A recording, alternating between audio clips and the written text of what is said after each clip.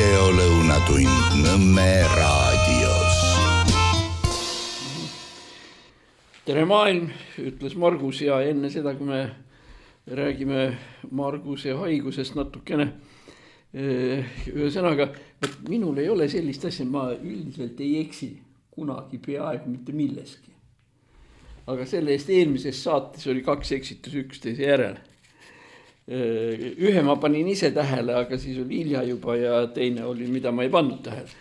Mäletate, ma rääkisin rahadest ja sellest, et kuidas kõrtsides joodi ja rahadega prassiti ja nii edasi ja muuhulgas oli see näide, et sellest Saksa kambrist tuli mees välja ja olid rahad varvaste vahel.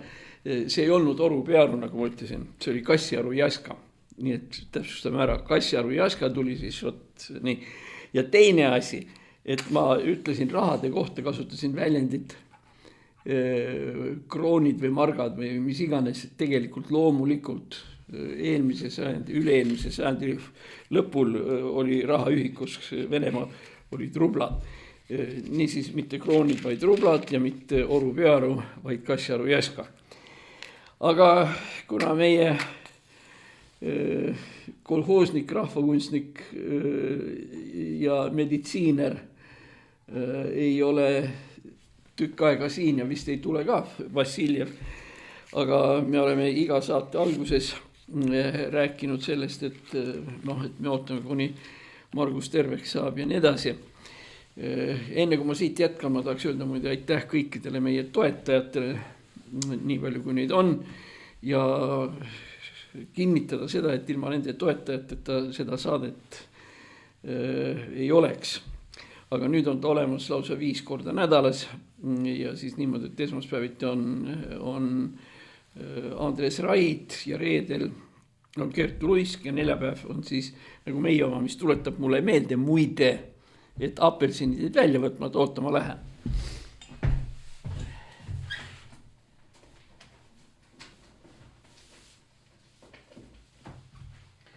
Nii, ja apelsinid puutuvad meie saatesse nii palju, et me loeme ennast moraalselt ja vaimselt ja igatepidi järgijateks.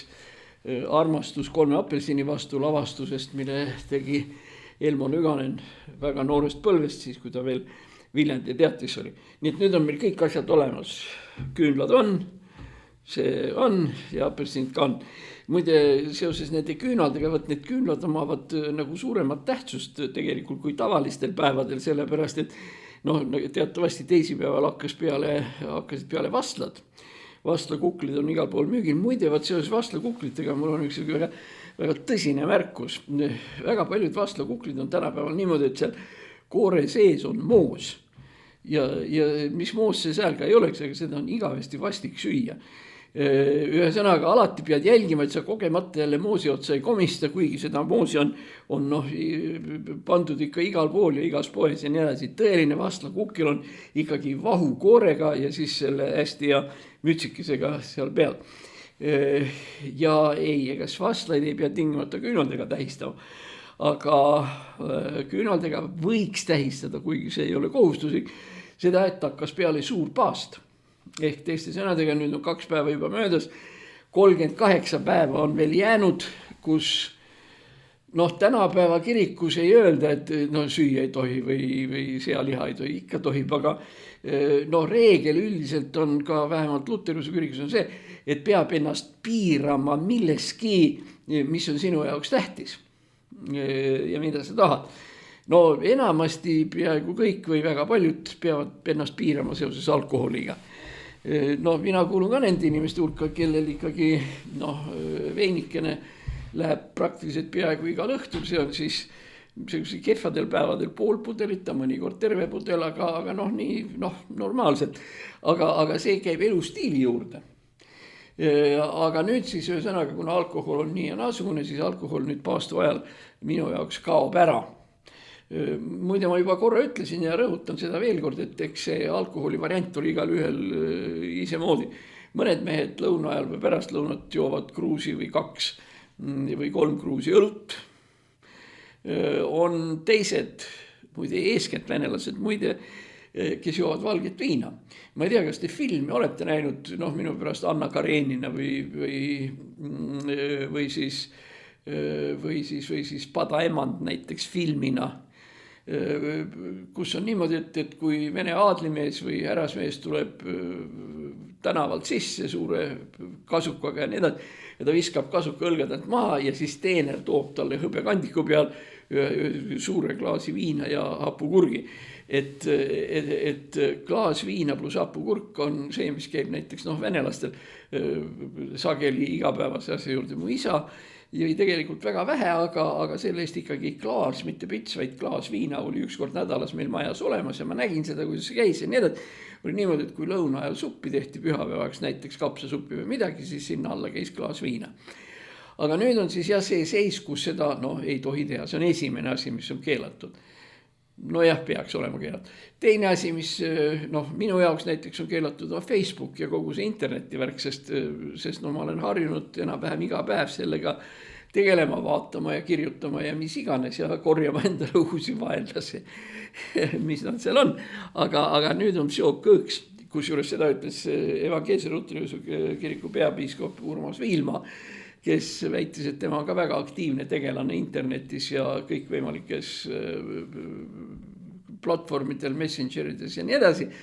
Et nüüd ei tohi. Õnneks lugeda veel tohib, aga kirjutada ei tohi.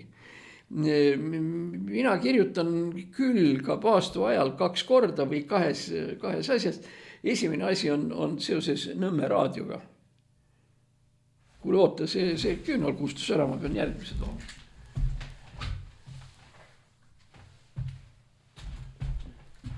Ma ei tea, kas see tähendab nüüd seda, et ma räägin paastust midagi valesti, milles asi on, aga igal juhul näed, oli siin küünakene ja enam ei ole.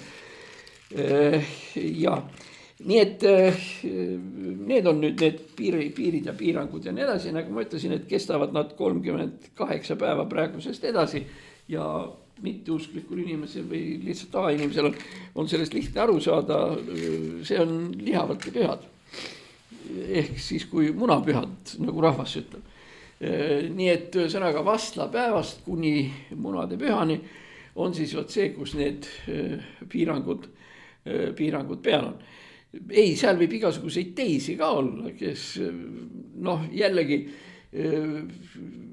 mõned inimesed on näiteks piiratud treeningutega, kui nad armastavad seda teha või siis kinos käimisega või see on igal ühel ise moodi, aga jah, selline kõige standardsem on siis vein ja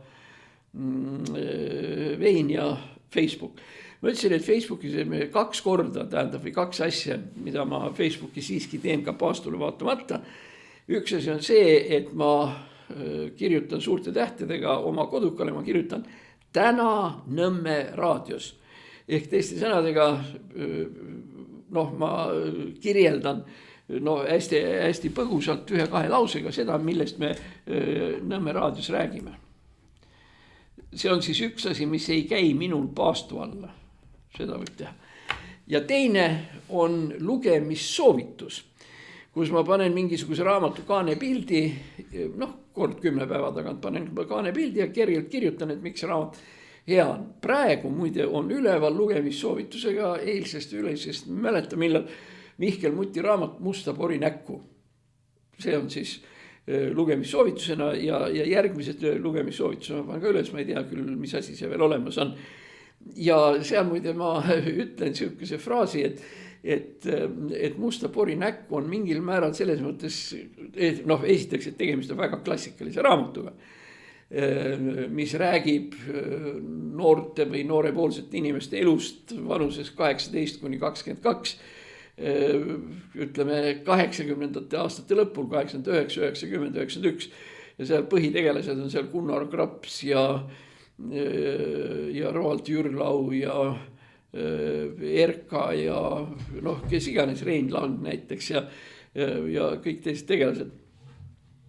Nii et see on selles mõttes nagu ajastu truu kroonika, aga mis ma tahtsin öelda on see, et me kõik teame, et on selline lause, kui Arno isaga koolimajja jõudis, et kus kohast see hakkab, kõik teavad, et see on Lutsu kevade alguslause. muide, see on üks asi, mida ma olen mõnikord mälumängus inimeste käest küsinud, aga öelge, milline raamat lõpeb lausega, kui Arno isaga koolimajja jõudis. Oskad sa ütelda? Okei, Suvi. Sellepärast seal istub, eks ole, Teele ja kutsub Tootsi enda kõrvale istuma, kes on natuke pahane selle raamatu peale, et seal temast on kui Kentucky Lõvist kirjutatud ja need. Ja Raja Teele ütleb, et kui me siin nüüd kõik oleme, et hakkame uuesti otsast peale lugema. Ja ta teeb esimese lehekülje lahti ja Suvi lõpeb sellega, et Teele loeb selle esimese lause, kui Arno isaga koolimaja jõudis, et tunnid juba valanud. Sama klassikaline esimene lause on minu arvates ka Mihkel Raual raamatus Mustapori näkku. Ja see on muide, kui te vaatate seda, mis me lugemissoovitusena oleme seal rääkinud, nii edasi. Seal on esimene lause on ka ikka igavesti vinge ja see lause on siis nii. Raud, kas teeme pritsid ära, ütleb psühhiaater Anti Liiv, kelle juurde Raud läheb siis sellele viinaravile tookord. Nii et, aga mis enne seda oli, enne seda lugemissoovitus 10 päeva veel enne seda oli Kivirähu rehepapp. Ja ma arvan tänase päevani, et Eesti kirjanduses võib-olla ongi 3 kõige tähtsamat teost on Tammsaare Tõde ja õigus teine köide, Kivirähu rehepapp ja Mihkel Muti Musta pori näkku. Nii, ja need ongi siis need 2 tingimust, millega kus ma nagu sõnaga jään sellele Facebookile truuks. Üks asi on Nõmme raadio tutvustus ja teine on siis lugemissoovitus või lugemistutvustus. No nii, aga nüüd lähme edasi. Issand jumal, nad kõik kustuvad ära, mis jama see on, ma ei saa aru. Jõle pull. Oota, ma proovin veel üks kord ja kui siis ka ei põle, no siis ei põle.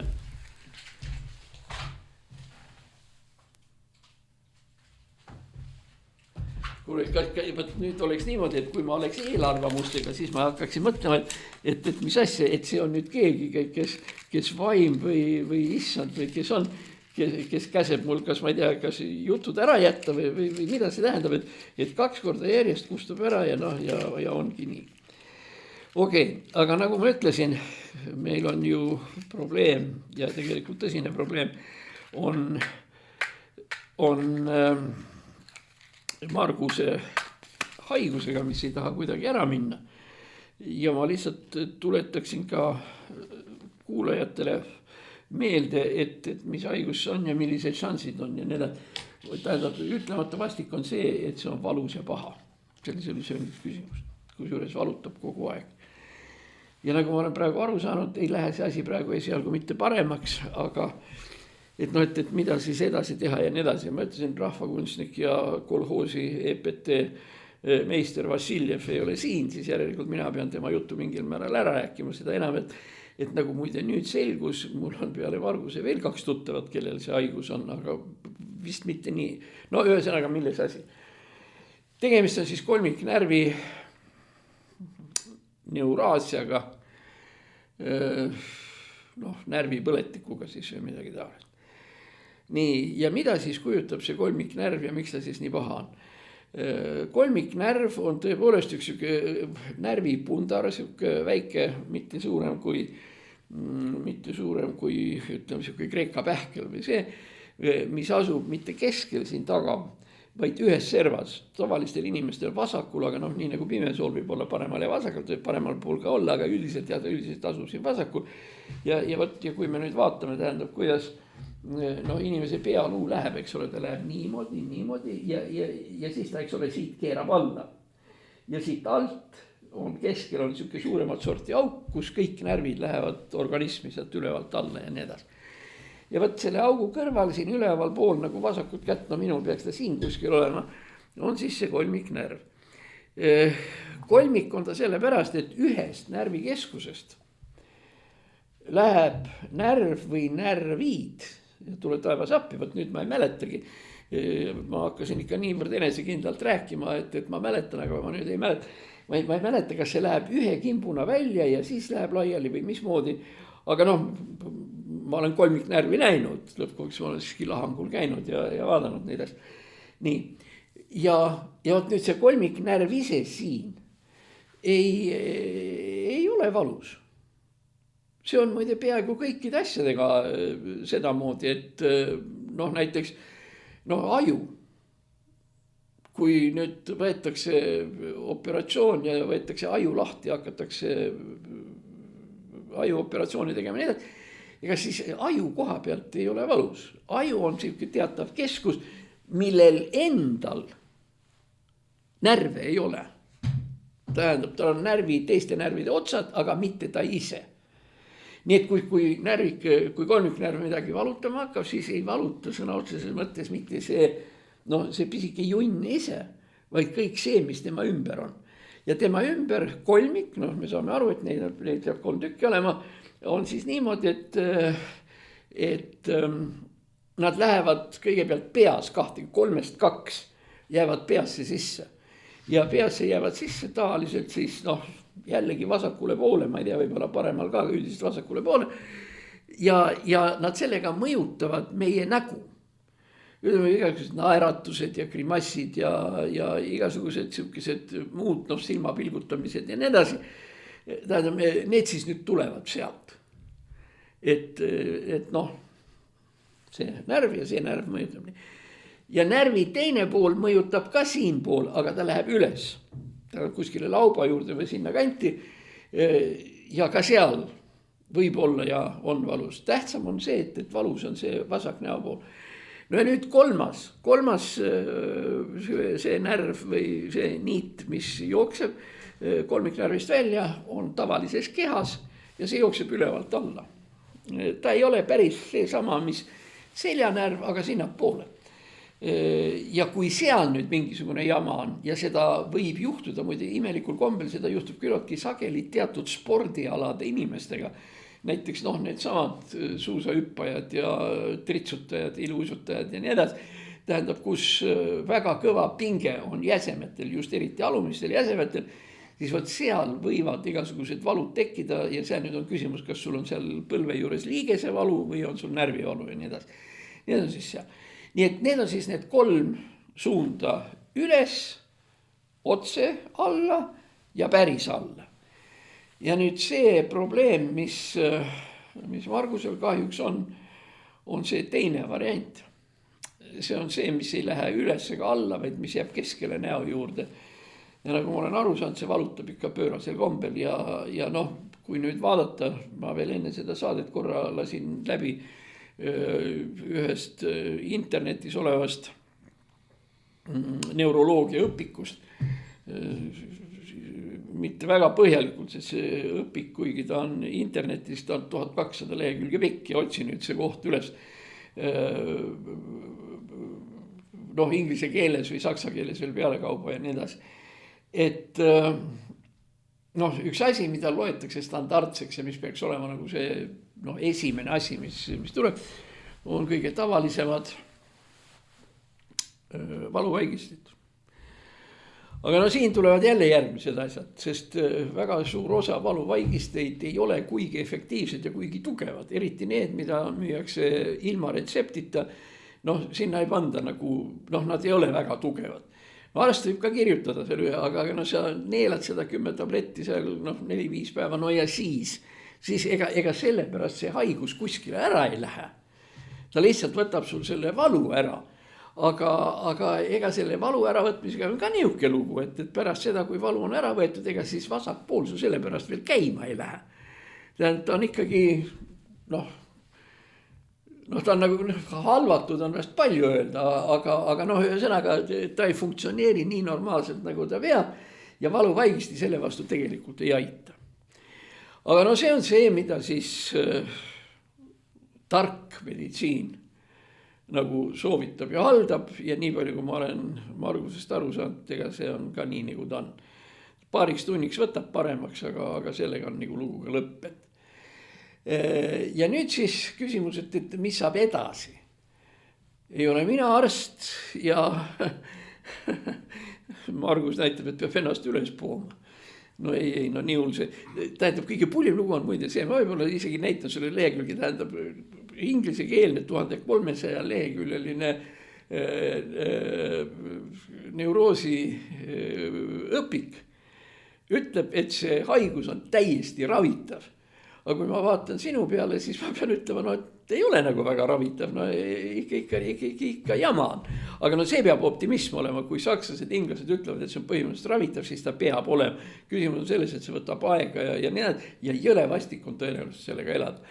Aga siis nüüd, kui see enam ei aita, tähendab need tabletid ja värgid ja see, siis üks asi, mis, no võt ma unustasin nüüd ära, see näitab seda, et kolhoosi sepikoja valvesepp Vassiljev tõenäoliselt oleks öelnud seda targemini, on nimelt see, et mis pärast see närv üldse valutama hakkab. Mis nüüd seal juhtus? Ma ütlesin, et närv ise ei pruugi valutada, aga valutab see, mis on närvi otsas ja see, kuhu ta jookseb. Et mis võiks olla nüüd ütleme selle põhjus. Ja üks põhjus või kõige tüüpilisem põhjus, kui tegemist ei ole seal kaasasündinud asjadega või nii edasi, on see, et sellele närvile hakkab peale vajutama seal samas kõrval olev üks teine asi. Ja see teine asi litsub selle kolmiknärvi kokku ja just need kohad, mis sealt nüüd välja lähevad, satuvad surve alla. Ja võt see surve ongi see, mis selle valu tekitab. Kusjuures pange tähele, mitte igale poole näiteks. See sama meie Marguse lugu on näiteks, jalgadel pole ju midagi eriti häda. Nii et võt see on see. Ja nüüd on loogiline küsimus, millele ka kõik kuulajad kindlasti oskavad vastata. Aga mis asi see on, mis vajutab?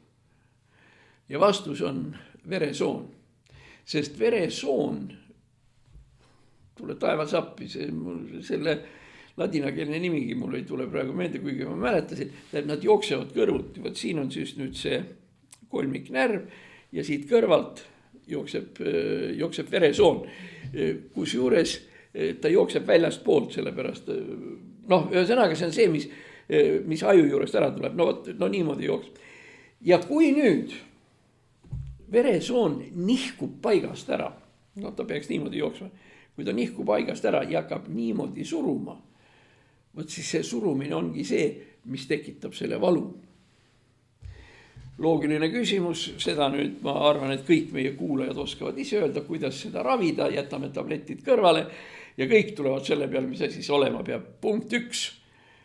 Väga kahtlane rohi muide, aga kui arst õigesti määrab nii edasi, siis kindlasti väga kasulik asi on verevedeldaja.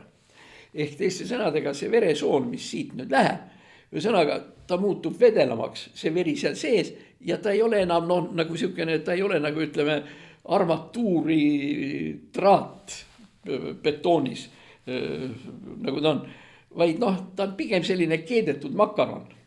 Et selline pehmekene, ja kui ta siin on, siis ta läheb selle närvi juurde, ta ei pigista seda väga kõvasti, ta nagu hea ei ole, nagu ma olen aru saanud, aga ei ole ka nii hull, kui ta praegu on. See on siis variant 1, verevedeldaja, aga nii nagu me oleme seda siin öelnud, ütleme ka tulevikus, kui me tervisest räägime, siis meie tervisest midagi üldiselt ei tea. Me lihtsalt see on selline populaarteadusliku loengu moodi, aga ravija, ja kes ütleb, milles viga on ja nii edasi, on ikkagi mitte Nõmme raadioanalüütik ja mitte Nõmme raadiokülaline, vaid ikkagi päris arst, kes istub polikliinikus või haiglas ja teab, kuidas need asjad täpselt käivad. Aga see on nüüd üks variant, eks ole. Kolmiknärv, veresoon, vedeldaja. Ja teine variant on see, et operatsioon siit lõigatakse lihtsalt lahti ja see veresoon tõstetakse eemale. Siin on jällegi mingisugused 5-6 erinevat trikki, kuidas seda teha saab, alates sellest, et pannakse, või võetakse lahti, pannakse protees kuskile. Ma ei usu väga hästi, et see proteesi asi päris õige on, sest ei, ma tegelikult praegu mõtlema, võib õige olla küll. sest mul läks korra närvi see kiud ja veresoon, mul läksid omavahel segi. Ja veresoone värk on siis see, jah, veresoont saab ju õgvendada küll, kui sa proteesi keskele paned. Ja paljuki see siin vaja panna on see kuskil 2-3 sentimeetrit. Ja see, kui ma ütlen, kõigest 2-3 sentimeetrit, ega see operatsiooni kergemaks ei tee. Tegelikult, kui ikkagi sa pead operatsioonis, ütleme, selle veresoone 2-3 sentimeetrit tegema pikemaks või nii edasi, see just ongi see, mis on kirurgi suur kunst, et nii väiksed asjad korda panna. Nii et need on nagu 2 sükest põhimõtet, mis on raamatus kirjas, pilt on olemas ja siis andku jumal, et nüüd see asi, kõige huvitav lugu muidugi selles raamatus oli see, et seal on öeldud, et mida tuleb tegema, et mis asi, what is fundamental help, et mis on see põhiline abi ja nii edasi, aga ka selles 1200 leheküljelises meditsiiniraamatus, anatoomia raamatus ei ole kordagi öeldud, mis siis pärast seda edasi saab. Nad võiksid öelda, et sa lõikad niimoodi ja teed niimoodi ja nii edasi ja pärast seda saab haige terveks. Vot seda kohta seal ei ole, pärast seda saab haige terveks. Ta lihtsalt ütleb, vot lõikad ära ja nii edasi. Aga kuidas need haiged edasi hakkavad elama, sellesse nagu juttu ei olnud. Võib-olla ma lähen koju, ma pean jälle sirvima, sest see üldiselt saksa ja inglise keeles on piisavalt palju kõikvõimalikke raamatuid erinevatel meditsiinialadel. Küll on seal sisehaigused ja küll on otolaryngoloogilised haigused ja mis iganes. Aga iseenesest, kuna minust arst ei saanud, kuigi ema hirmsasti tahtis, siis ma lihtsalt ikka aeg-ajalt natukene vaatan. Nii. Selle peale ma siis ütlen, et ainus asi, mis meil üle jääb, on soovida Margusele paranemist ja kõik ütlevad, et see on paranemise haigus, ju siis vast on, mis see ikka. Nii, nüüd lähme edasi.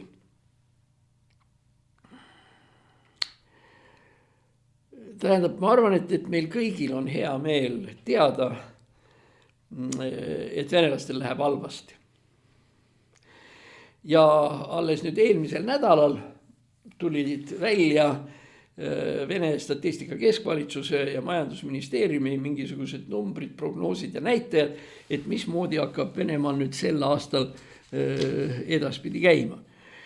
Üks esimene asi, millest juttu oli nendes statistilistes ja muudes asjades oli, et millised on siis tegelikult Venemaa majanduse kõige raskemad valdkonnad ja nii edasi. Nafta ei lähe, seda me teame. Tähendab, ka India keeldub ostmast, sellepärast, et Trump paneb sinna oma sanktsioonid peale, nii et gaasi ka ei lähe. Reaalne tulemus on see, et Venemaal on kurguni naftat, millega mitte midagi teha ei ole ja mida müüa ei ole võimalik. Kusjuures, kui nad prognoosivad praegu, et nad järgmisest aastast hakkavad ehk jälle müüma või nii edasi, siis tegelikult ütleme Vene nafta, mis on põhiline sissetulekuallikas, maksab niimoodi, et see ei päästa nagu Venemaad väga hästi. Praegu tähendab naftasid on 2 sükest suurt maailmasorti.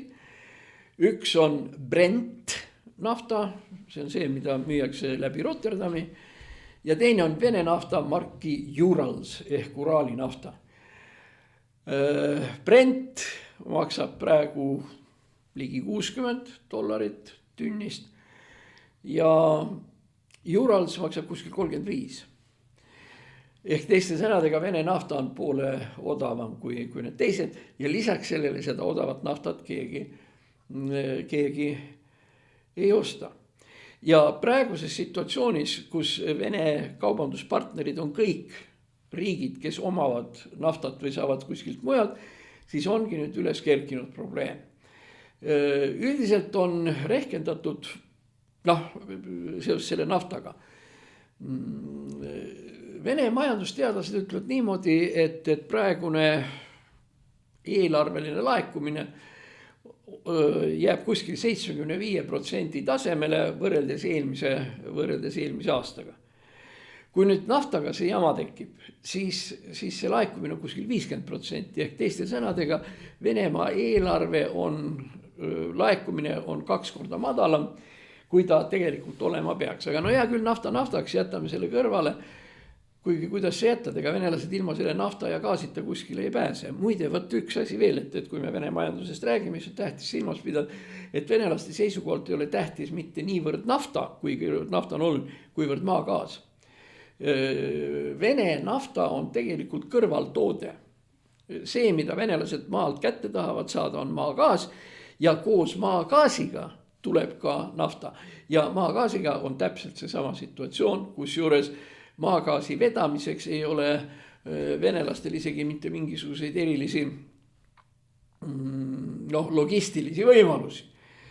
Gaasi võib kompressida tugevamaks, teda võib teha vedelgaasiks, nii nagu ta on. Aga see kõik on keeruline ja vastavaid sadamaid ja laevu venelastel väga palju ei ole. Ja mis laevadesse puutub, siis need võetakse kinni, kuna need sõidavad fiktiivsete paberite ja dokumentidega. Aga nüüd uuesti, eks ole, tagasi selle Venemaa värgi juurde. Kuidas laekub seal?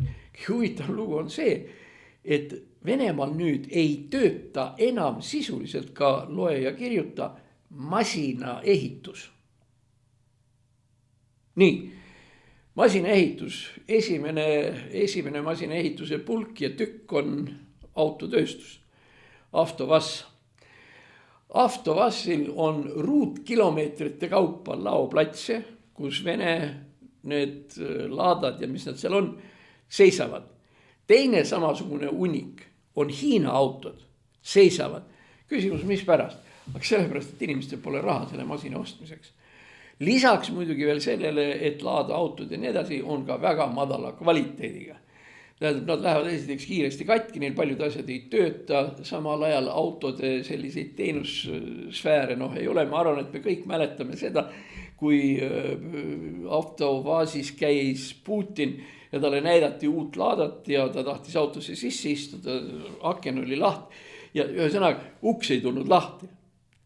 Putin siis niimoodi seal kangutas, direktorid jooksid ümber ringi, lõpuks nad kuidagi seal tegid selle akna lahti ja siis seest nagu tegi. Ühesõnaga see oli siis näidismasin, mida Putinile näidati. See on siis nüüd masinaehitus. Masinaehituse juures on väga oluline silmas pidada seda, et masinaehitus eeldab kõik võimalikke jubinaid sinna juurde. Ega auto ei ole ju ainult plekk, mis on kokku pandud, eks ole, seal on ju kõik need seadmed, karburaatorid ja pumbad ja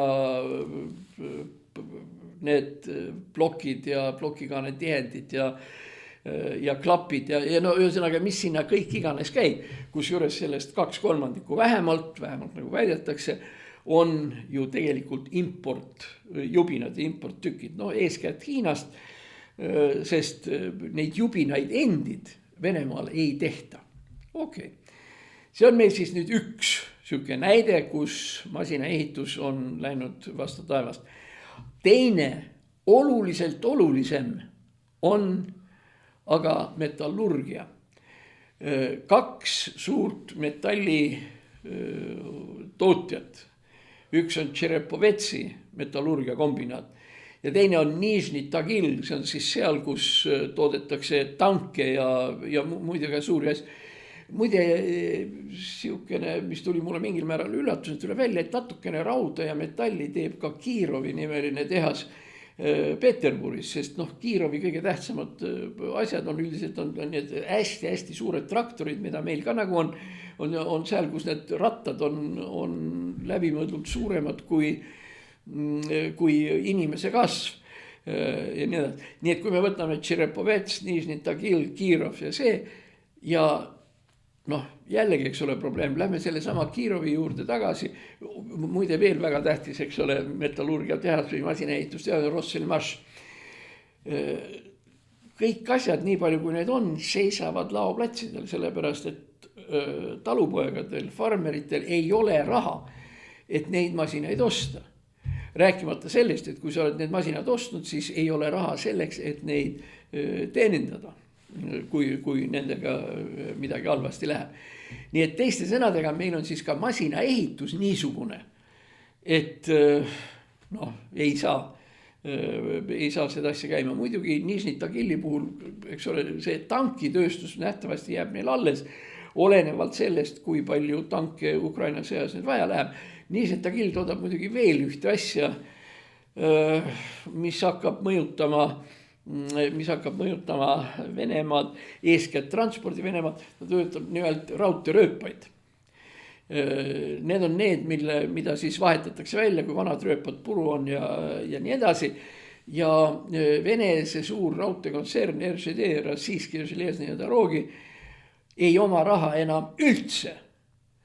Ja käib pangas seda raha küsimas ja pank üldiselt ei taha seda raha eriti anda, sest paljugi seda endalgi sellist asja. No muidugi üks huvitav selline Vene masinaehituse valdkond on veel kosmos. Niisugune mõiste nagu Roskosmos, direktor oli Dmitri Rogozin, kes sai sule sappa 3 aastat tagasi. Roskosmos. No me oleme tähele pannud, et venelased ei lase enam kedagi kosmoselaevu eriti õhku. No ei ole nagu programme ja asju, mis iganes. Ja nüüd siis on Roskosmos planeerinud projekti, mis peaks väga tähtis olema, on see, et Roskosmos saadab kosmoselaeva lendamaks ümber kuu. Pildistada kuu tagumist külge nii edasi. Ehk teiste sõnadega tegema seda, mida Nõukogude Liit tegi 40-50 aastat tagasi. Nii et mitte midagi uut sellest nagu ei ole. See ei ole ei maandumine, see ei ole kuu kulguri sinna panemine, vaid see on lihtsalt lend ümber kuu ja kõik, mis kordab Nõukogude kosmose saavutusi 50 aasta eest ja nii edasi. Aga nüüd tuleb järgmine veel huvitav moment, et kuna see ümber kuu lendamise programm hakkab nüüd üles tulema ja projekteeritakse ja mida iganes, siis on huvitav, et millal see lend ümber kuu tuleb. Lend ümber kuu on planeeritud 2030. aasta teisele poolele. 2030. Представь себе, see on siis ühe sõnaga 4 aastat veel selleks, et teha mis asi, selleks, et korrata Nõukogude saavutusi 1980. aastast. Pluss muidugi peale selle veel see, et esiteks kosmoselaevu ei ole ka neid platvorme, mille pealt neid laevu üles lasta. Sest viimase 2 stardi puhul, mis oli viimase 2 aasta jooksul, see laev plahvatas niimoodi, et see stardistend, mille pealt lastakse kõik need värgid, on lihtsalt tükk vana rauda. Tähendab, see lihtsalt rakett startides lõhkus kogu selle asja ära. Ja mis puudutab seda kosmoseprogrammi, siis lihtsalt on kaks väljendit, mida Vene kosmoseinsenerid või nii edasi telesaates ütlesid.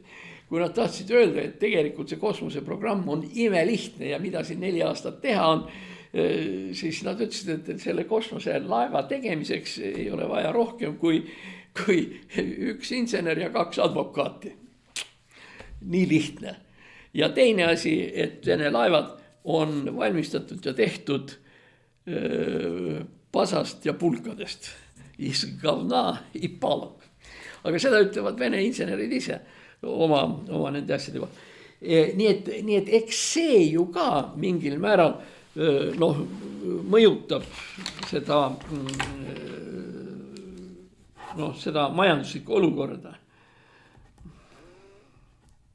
Nii. Eelmine kord me rääkisime sellest ja võib-olla ma pean meelde tuletama seda, et kui need üksikud asjad hakkavad nüüd ära kaduma, et siis tekib paratamatult see küsimus, kus tekib küsimus, kas majandus üldse hakkab tööle kuidagi moodi või ei hakka. Sest eelmine kord me rääkisime, ei hakka sellest pikalt rääkima, kui nüüd on niimoodi, et meil on tegemist selliste tootmisharudega ja selliste tarnetega ettevõtetele, millest midagi toota. Et kui need asjad omavahel kokku ei jookse, no siis jääb ka majandus seisma. Seesama Avtovas ei saa toota palju rohkem, kui ta ei saa mingisuguseid pulkasid, kus neid pulkasid tehakse. Ta ei saa masinat korda panna, kui tal ei ole autokumme, 4 kummi, mida alla panna. Kummimees ei saa kummi toota, kui tal ei ole kautšukit. Kautšukimees ei saa toota, kui tal ei ole õige konsistentsiga naftat ja nii edasi. Nii et ühesõnaga see, millest meil ka eelmine kord jutt oli, tähendab minu ringkäendus. See on siis ringvõlad. Mis tähendab seda, et lihtsalt ettevõtted, firmad ja nii edasi ei saa toota, sest nad ei saa asju. Nad ei saa asju sellepärast, et asjatootjat ei saa teha ja nii edasi. Ehk teiste sõnadega me võime siis ette kujutada endale kogu seda Venemaa majanduse struktuuri ja ümbrust ja see, mis ta on, mis tegelikult ei funktsioneeri sellepärast, et puuduvad võimalused vastastikuseks arvelduseks ja vastastikuseks tarneteks. Ma arvan, et ei ole raske on praegu nüüd öelda, kuidas see asi täpselt välja hakkab nägema, aga ütleme sellist faasi nagu praegu olen ma näinud. Ja see oli aastal 1988-1989, kui ma olin NSV Liidu Ülemnõukogus, kus oli Venemaal või õieti Nõukogude Liidus oli täpselt samasugune situatsioon.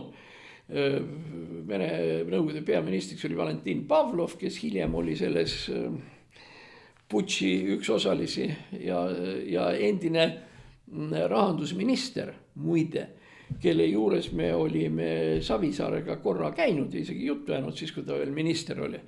Ja igavesti kõvamees siis tol korral. Ja temaga me arutasime ei rohkem ja vähem kui imeprobleemi, seda isemajandava Eesti küsimust ja nii edasi. Nii, ja võt Pavlovi ajal jooksiski Nõukogude majandus kokku. Ja nüüd kerkib üles küsimus, mis saab edasi, mis sai edasi. Võib-olla üks kõige valusamaid kohti, mis Nõukogude Liidus 88-89 oli, neid oli igal pool igasuguseid, poed lihtsalt olid tühjad. Võtke kas või välja meie oma Facebookis mingisugused Eesti tolleaegsed fotod, kus on näha tühjad letid ja nii edasi, nii edasi. Nii et üks kõige valusamaid kohti tol hetkel ei olnud isegi mitte toit, sest mingilgi määral seal kas leiba või midagi ikka nagu natuke sai ja kuidagi sahkerdati ja nii edasi.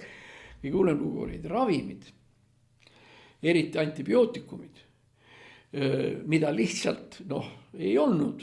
Üks täiesti jabur case oli võib-olla isegi mitte niivõrd majanduslik, kuivõrd jällegi, eks neid keskkonna võitlejaid ja neid hulle oli ikkagi siis ju ka, kes lasid kinni panna Volgal Kaasanis ühe kõige suurema Vene või Nõukogude farmaatsiatehase. Ühesõnaga, et farmaatsiatehas, tema heitveed ja heited on nii hullud, et rikkuvad Volga ära ja nii edasi, mis oli jamps muidugi. Ei rikkunud nad midagi. Aga ja selle stooriga läks siis antibiootikumide, sealhulgas eeskätt penitsiliini tootmine jooksis kinni, aga inimesed on ju haiged. Ja tegelikult siis, mis lahendas probleemi mingil määral tol ajal ja mida praegu püüab Venemaa ka lahendada, on see, et vaata, kui on ravim, siis see asi, mis ravimi puhul tööd teeb, tähendab see, mis mõjub, selle asja nimi on substraat. Ütleme, me võtame selle sama penitsiliini tableti, siis seda penitsiliini substraati ehk seda penitsiliini ennast on selles tabletis 60-70% või midagi seal ja see on siis puhastatud ja siuke tõesti, mis peab aitama. Ja ülejäänu on siis selle tableti ümber igasugused muud asjad. Alates sellest, et see muudab maitset, lõpetades sellega, et see aitab seda ravimit seedida ja mida iganes. Aga oluline on substraat. Ja Nõukogude Liidus tol korral ja Venemaal praegu on probleem selles, et seda substraati ei osata toota. Seda substraati saab Hiinast mingil määral ja kusagilt veel, mis mul praegu meelde ei tule. Aga Venemaa siis teeb selle tableti värviliseks ja maitsvaks ja magusaks ja mis iganes. aga see, mis teeb magusaks ja nii edasi, see ei ole see, mis ravib. Ja vot siit nüüd hakkavad probleemid tõeliselt peale. Tähendab, kui ei ole isegi tavalisi tablette või midagi saada, siis ei ole sugugi raske endale ette kujutada, kui palju kõikvõimalikke haigusi jääb tegelikult täna Venemaal ravimata. Sellepärast, et ei ole midagi. Ja omaette väga keeruline probleem on see, et neid substraate, millest päris tablette tehakse või siis mida pannakse, ütleme sinna vedelastesse, lahustesse, mida süstitakse sisse ja nii edasi. Kõige hullem lugu venelaste seisukohalt on see, et neid ei jätku ka sõjaväele. Ehk teiste sõnadega Vene soldat, kui ta saab haavata kuskil seal Ukraina rindel või nii edasi, no eks ole, sanitarid veavad ta rindelt ära, panevad ta kuskile ja ta viiakse sõjaväehospitali, nii edasi. Sõjaväehospitalis ei ole taga mitte midagi teha. Sellepärast ei ole neid vahendeid. Noh, kõige lihtsam näide võib-olla on see, et kui on tegemist ütleme selliste nakkavate suhteliselt asjadega, minu pärast nagu teetanos, mis võib tekkida, gangreen, mis võib tekkida. Iseenesest see nüüd ei ole see kõige hullem asi, aga süüfilis tuleb taevas appi. Süüfilise puhul on ju niimoodi, et süüfilis ei ole seotud ainult sugueluga või millegi taolisega, see süüfilis levib teistmoodi ka, võib levida. Ja süüfilise raviks on olemas 1890, 110, kuskil 135 aastat tagasi on ära leiutatud, millega saab süüfilist ravida. Seda süüfilist, mida võidakse saada rindel, kaevikus, haavata saades. Pluss, eks ole, suguhaigused muidugi ka, sugulised asjad, aga see asi, millega seda ravitakse, on niisugune värk nagu elav hõbe. Eeskätt muide elav hõbeda salvid, mida siis nende kohtade peale peab määrima, kus kohad see süüfilise see patsill on sisse tulnud, nii edasi. Aga see eeldab jällegi seda, mida Venemaal täna ei ole, puhta elavhõbeda tegemist, mida ei ole. Meditsiiniline elavhõpe ja ütleme see tööstuslik elavhõpe või kas või seegi, mis läheb auto erinevate asjade sisse, sealhulgas mõnikord on ta seal karburaatori juures ja nii edasi, kus elavhõbe mõjutab ühte või teist mootori käitamist nii ehk aga ei ole. Mis saab edasi? Nii et kui nüüd rehkendada seda, et venelased on oma rahvast jagu saanud numbriga 1 miljon, siis ega nüüd edaspidi läheb asi ikkagi, ta ei saa heaks minna, ta läheb ainult hullemaks. Kordan näidet eelmisest saatest. Tootmisharu või majandusharu, mis on kasvanud, kusjuures oluliselt kuskil seal 40-50% on matusebüroode teenused. Ehk hauakaevajad ja pärjategijad ja igasugused tegelased, nende business läheb praegu Venemaal hästi. Samas, kui väga halvasti läheb nende inimeste business, kes teevad hauakivisid. Sellepärast, et ütleme, kui haua ja augu kaevab ehk kohalik omavalitsus kuidagi ära, ega tema ei pea siis mingeid kive panema. Nüüd ongi siis nii, et seda näeb igal pool piltidel ja nii edasi, on lihtsalt puust tehtud ristid ja mingi plaadikene seal juures ja kogu moos. See on siis nüüd see valdkond, mis edeneb. Nii, ma oleks pidanud veel sellest hauavärgist natuke rääkima, aga ma ei saa sinna midagi parata, et ma ei taha teie tuju ära rikkuda ja ega see surmast rääkimine ei ole ka teab, mis hea asi. Kuulge, ma alustasin sellest, et ma ütlesin seda, näed, mul on siin isegi üles märgitud, ma alustasin sellest, et ma ütlesin, et nüüd tuleb 40 päeva paast. Ma unustasin öelda, miks 40 päeva ja kust see tuleb, väga lühidalt. 40 on piiblis üldse väga tähtis number. 40 päeva oli Jeesus kõrbes, kui kurat kiusas teda. 40 päeva oli Mooses Siinai mäel. Need on siis Mooses 10 käsku, eks ole, 40 päeva. Ja ühesõnaga neid 40 asju oli ikkagi veel ja veel ja sellest tuleneb meie meie see 40 päeva küsimus. Niimoodi. Nüüd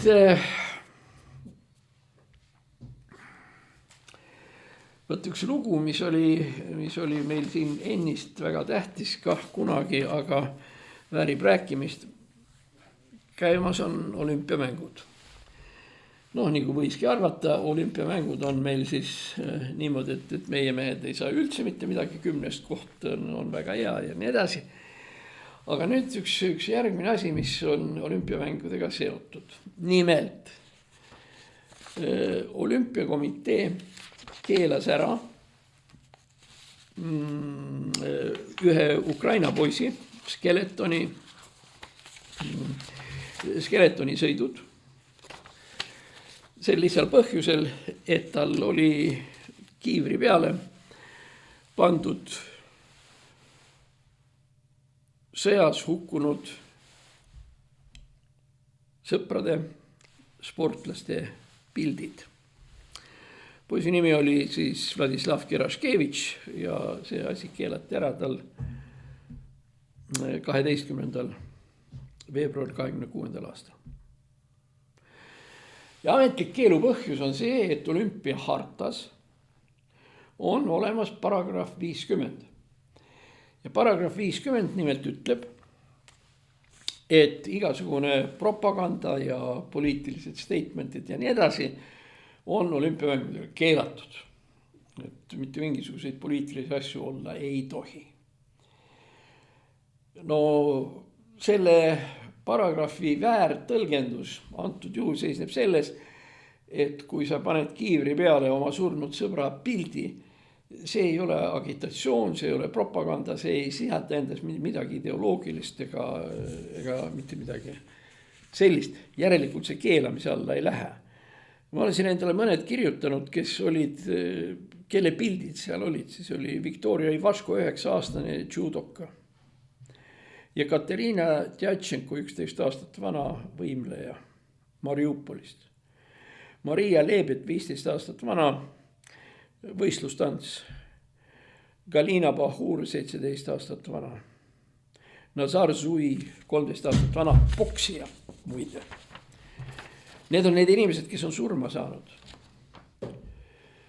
Alina Berendova, Jevgeni Malõšev.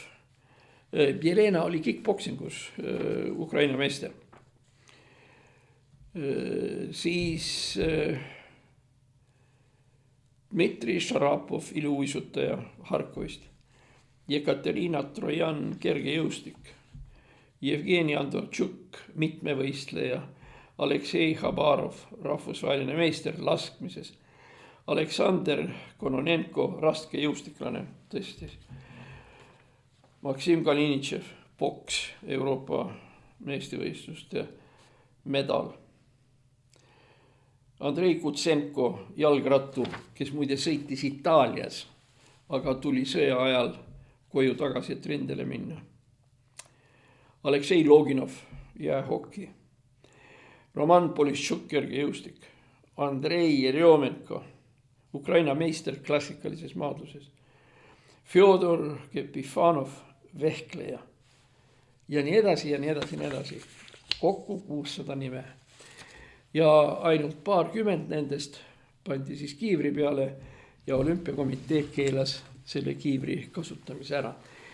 Nüüd tekib meil loogiline küsimus, aga kes see keelaja oli ja mis õieti selle taga? Rahvusvahelise olümpiakomitee president on üks daam, kes on pärit Zimbabwest. Ja kui meie kuulajatel Zimbabwe midagi ei ütle, siis ütleme selle riigi endine normaalne nimi oli Rhodesia. Rhodesias valged inimesed moodustavad vähem kui 5% ja üks neist inimestest on siis Kirsti Coventry, 4-kordne meister ujumises. No ja. Ja Kirsti Coventry on ka selline inimene, väga tähtis teada. Kirsti Coventry on saanud Rhodesia või Zimbabwe juhilt kingituseks. 100 000 eurot. Ja mingisugused 3 maalappi summas 1000 hektarit Zimbabwe juhilt Robert Mugabelt. Ehk siis Kirsti Coventry on Robert Mugabe, kuidas nüüd öelda, kreatuur või looming. Ja tema on nüüd siis see, kes keelas selle Ukraina loo ära. Ma arvan, et sellest on räägitud nii ja naa, ikkagi küll ühest ja teisest aspektist ja millal kiivrit võis kanda, millal ei võinud kanda, nii edasi. Aga tähelepanuväärne on see, et kõik meie liberaalsed, vasakmeelsed ajakirjanikud, kui nad midagi Kirsti Coventryst on rääkinud, nad ei ole kordagi nimetanud sellist terminit nagu rassism. Võib-olla ma eksin, aga ma eksin väga harva, nagu kuulajad teavad. See Kirsti Coventry käik oli väga suures osas rassistlik. Ta on valge ja elab neegerriikides. Selle kohta on ameeriklastel olemas selline väljend white trash ehk valge rämps ehk valge kõnts. Ja Kirsti Coventry tundub olevat just nimelt täpi pealt see white trash. Ja kui me lisame siia juurde veel ühe asjaolu, et sellest pole probleemi, et venelased on olümpialt ära keelatud. Aga kui Vene lipp tribüünidel lehvib, sellest nagu ka midagi ei juhtu, siis see tekitab mõtte, et tüdruk, kes sai 100 000, kes sai 1000 hektarit maad, kes on Robert Mugabe sõber, nii edasi, miks ta ei peaks tahtma saada midagi venelastelt? Sellepärast, et venelased on maksnud olümpiakomiteele kõigi nende sanktsioonide ajal korralikke rahasid. Tegelikult niimoodi osteti ju ka Sotši olümpiamängud, kuigi osteti oluliselt varem. Aga Sotši olümpiamängud ja Krimmi vallutamine toimusid põhimõtteliselt ühel ja samal ajal. Tähendab, Sotši olümpiamängude tuli kustus 3 päeva pärast olid venelased Sotšis sees. Nii et kui ma mõtlen kõige selle peale, mis olümpiakomitee ümber on toimunud ja juhtunud, ja kui ma mõtlen Kirsti Coventry peale ja tema tausta peale ja nii edasi, siis mul on selline kõva tunne, et ega see tüdruk nüüd... ma tahaks öelda, et las tuleb mulle tänaval keegi vastu ja ütleb, Kirsti Coventry ei ole kurjategija. Ma tahan seda inimest näha ja ma tahaks temaga ka paar sõna juttu ajada. Sellepärast, et ütleme, jah, kohus pole teda süüdi mõistnud. Aga kui me kõik need asjad kokku võtame, valge vähemus, Robert Mugabe käest saadud raha, Venemaa toetamine, Ukrainale kallale minemine, ütle siis, mis asi see tegelikult siis meil on, kui see ei ole meil see värgi. Aga mis puudutab muidugi Vladislav Keraskevitšit, siis nagu keegi ütles ja väga õigesti ütles, et tal oli valida, kas medal või au. Kusjuures medal, siin on öeldud nii, et kuld ei olnud tal kindel. Aga hõbe ja pronks olid ikkagi enam-vähem ikkagi nii, et saad kätte küll. Ja kui ta nüüd sellistel tingimustel loobus võistlusest protestiks selle olümpia vastu, siis ütleme niimoodi, et tal oli valida medali ja au vahel ja ta valis au. Ja nüüd tuleb üks konks veel juurde. Ma ei tea, meil nagu ei ole inimesed eriti tähelepanu pööranud. Et kuidas siis nüüd Eesti sellele asjale reageeris? Me teame, kuidas reageeris Leedu. Leedu parlament avaldas olümpiakomiteele protesti. Läti peaminister avaldas protesti ja oli terve rida veel riike kuskil ligi 30, kes avaldasid protesti, sealhulgas ka Kirsti Coventry suhtes ja Kirsti Coventry vastu. Eestlased? Jaa, eks ikka, aga 3 päeva kõva mõtlemist.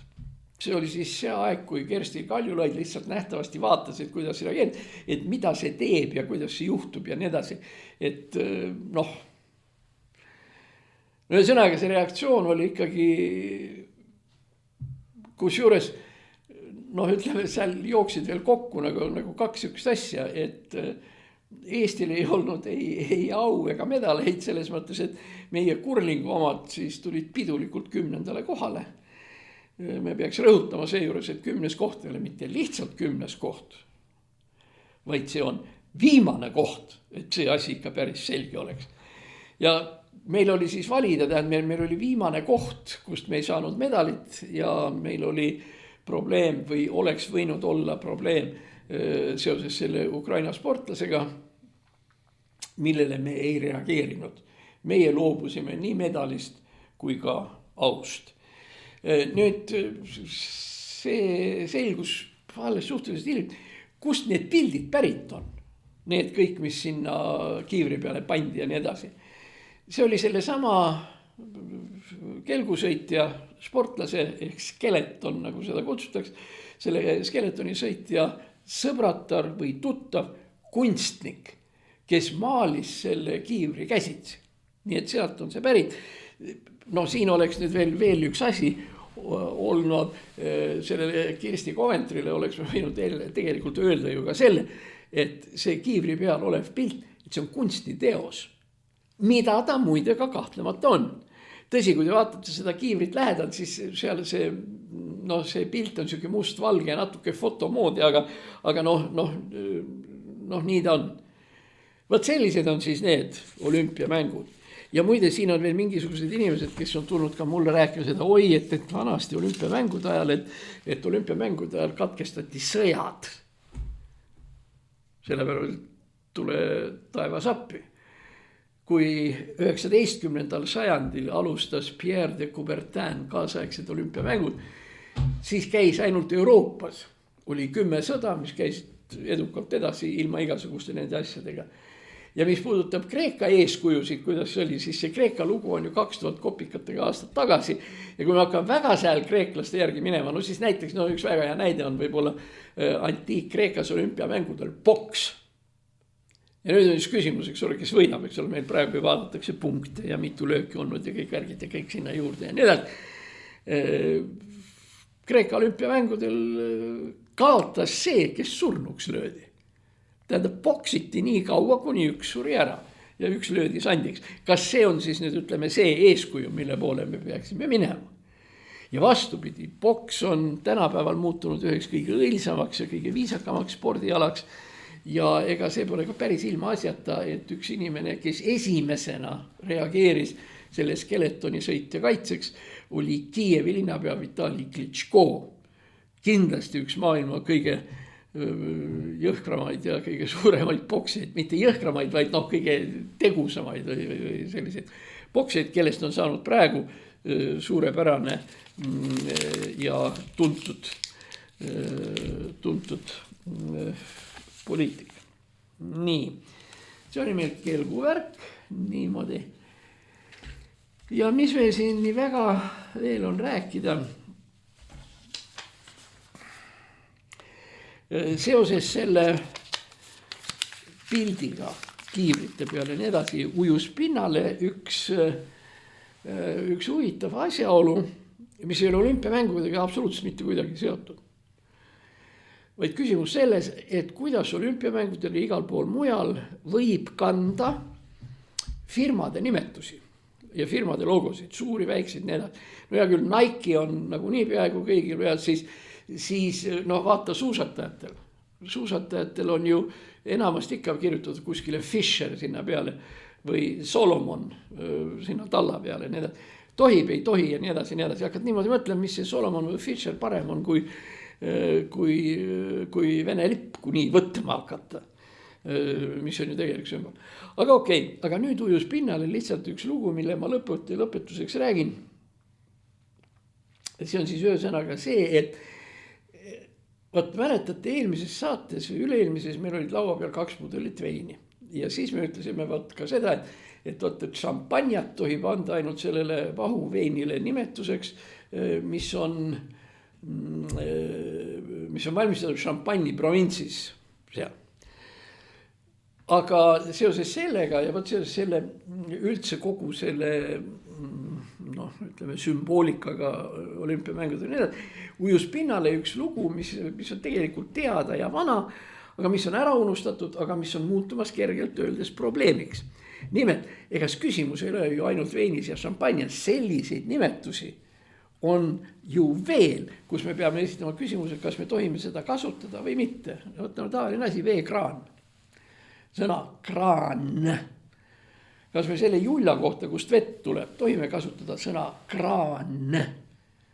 Sellepärast, et vot see konksuga asi või see, kust vesi tuleb nii edasi, selle nimetus tuleneb inglisekeelsest sõnast crane ehk siis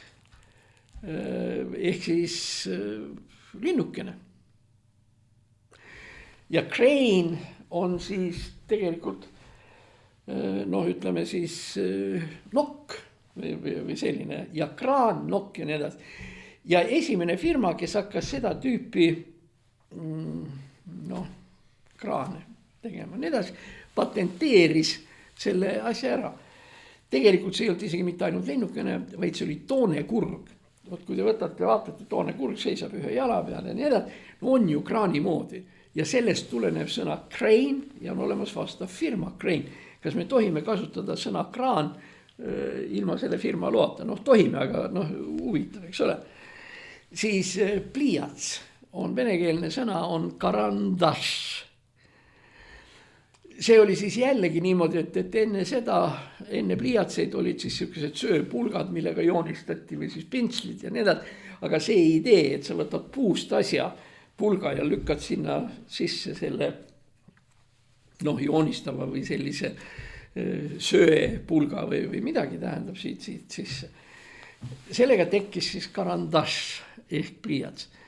Karandaš on firma nimi ja ta kirjutatakse karantsiga, siis D ülakoma nagu D'Artagnan ja Aš, karand, Aš. Jällegi, eks ole, mingisuguse firma päris nimi. Ajame habet millega žiletiteradega.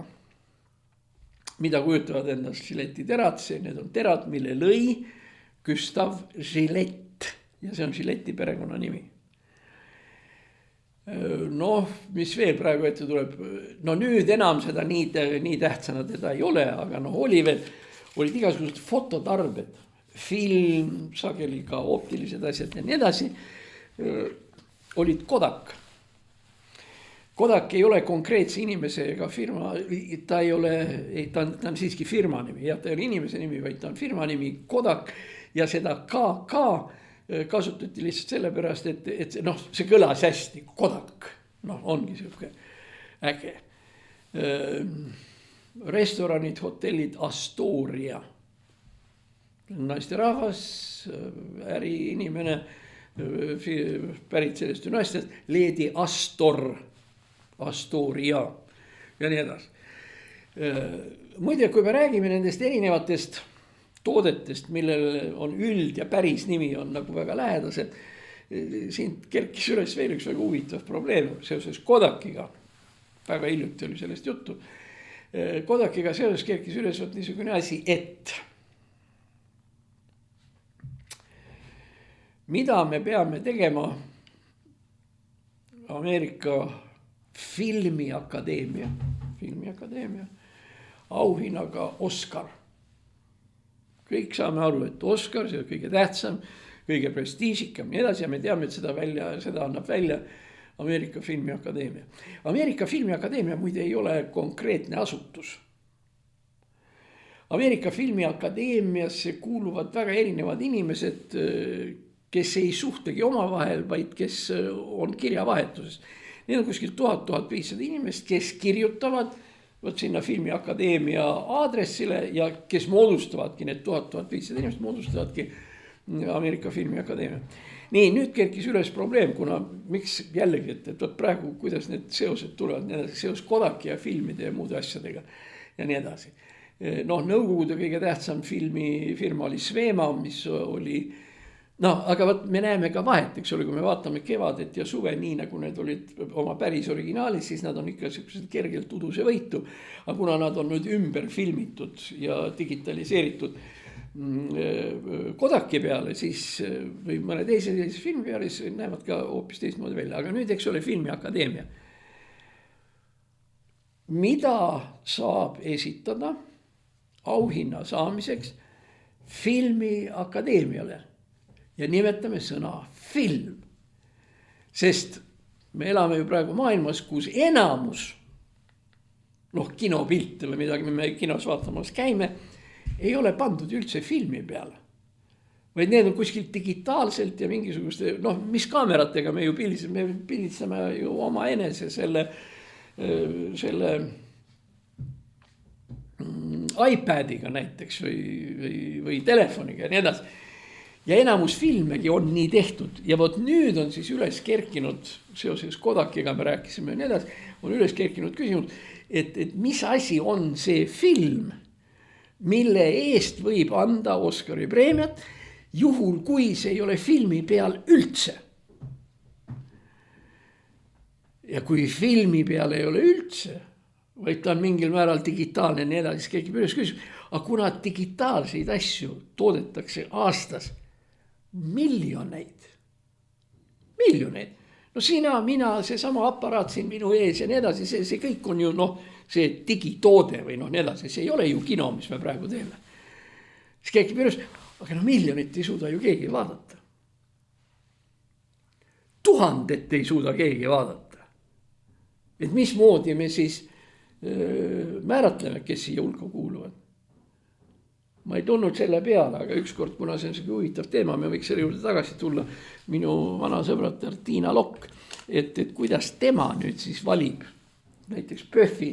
Mis asi PÖFF on? Filmifestival. Kas PÖFFi filmifestivalil on filmi peal või ei ole?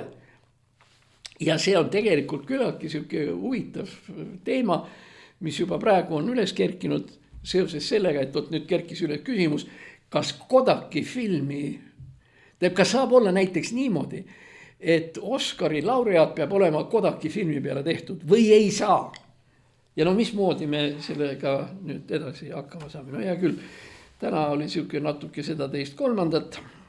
Täname toetajaid, soovime Margusele paranemist ja teeme siis nii, nagu üks Vene